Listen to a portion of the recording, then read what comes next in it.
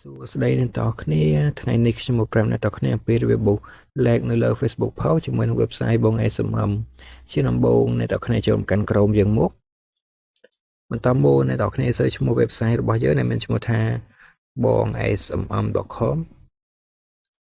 នៅពេលជា web នេះហើយសូមអ្នកនរគ្នាវាយ username និង password ចូលសម្រាប់អ្នកដែលមិនទាន់ចូលឈ្មោះនៅលើ website របស់យើងខ្ញុំអ្នកនរគ្នាអាចស្វែងរកពីរបៀបចូលឈ្មោះបានដែលមាននៅលើ channel YouTube ឈ្មោះថាបង SMM ឥឡូវខ្ញុំសូមវាយ username និង password ចូលសិនអ្នកនរគ្នាបន្តមកជួយ sign in បន្ទាប់ពីជួយ sign in ហើយជាបែបនេះសូមអ្នកនរគ្នាក្រឡេកមកកន្លែងនេះមកសូមអ្នកនរគ្នាយកបេថា Facebook នេះអ្នកនរគ្នាចុចលើនឹងមុខបន្តមកកន្លែង category នេះសូមអ្នកនរគ្នាចុចលើនឹងមួយមុខសូមអ្នកនរគ្នាឲ្យចំក្រោមបន្តិចមុខនេះអ្នកនរគ្នាសូមអ្នកនរគ្នាយកបេថា Facebook post like នេះមកអ្នកនរគ្នាចុចលើនឹងមុខបន្តមកកន្លែង service នេះសូមអ្នកនរគ្នាចុចលើនឹងមួយសូមអ្នកនរគ្នាជ្រើសរើស service មួយណាដែលអ្នកនរគ្នាពេញចិត្តខ្ញុំសូមបញ្ជាក់អ្នកនរគ្នាផងដែរថា service ណាមានតម្លៃកាន់តែខ្ពស់នោះសេវាកម្មកាន់តែល្អកាន់តែរហ័សអ្នកនរគ្នាឥ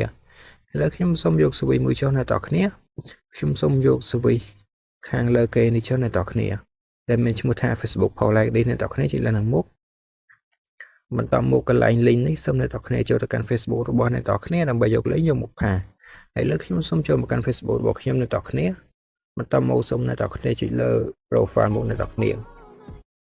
ចុចលើ profile មកសូមអ្នកនរគ្នាអូសចូលទៅក្រោមរកវីដេអូក៏ដូចជារូបភាពមួយណាដែលអ្នកនរគ្នាចូលធ្វើការបូស like អ្នកនរគ្នា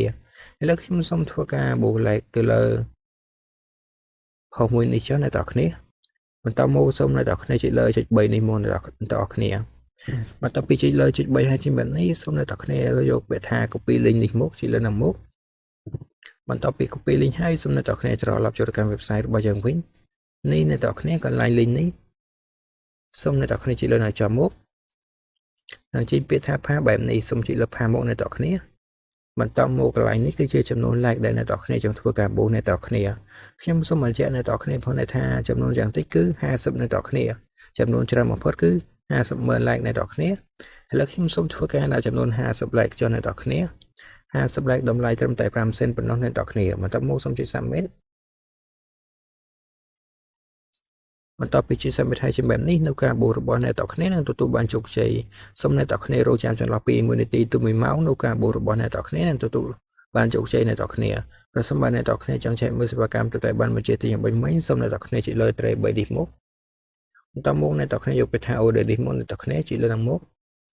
នេះអ្នកនរគ្នាសេវាកម្មដែលយើងបានបញ្ជាទីយ៉ាងបាញ់មិញគឺនៅខាងលើគេនេះសូមអស់មកឆ្វេងមកនេះអ្នកនរគ្នាប្រសិនបើចេញពីថា processing បែបនេះគឺសេវាកម្មកំពុងនឹងដំណើរការឲ្យអ្នកនរគ្នា